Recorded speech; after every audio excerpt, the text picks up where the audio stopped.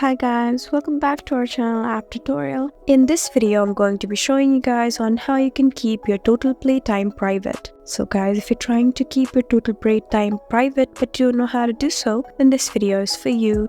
So all you need to do is just open your settings. So guys, in order to do that, just open your Steam account and log in. And once you log in, you would be in this page. All you need to do is look at your top right corner where you can see your username. Just go ahead and tap there. And now just tap on view my profile. Now you're in this page. So guys, tap on edit profile, which is right under level, and now you can see all the informations about your account. Just look at your left corner where you can see general, avatar, profile background, mini profile, theme, favorite group, and finally privacy settings. Just go ahead and tap there, and now you can see your privacy settings.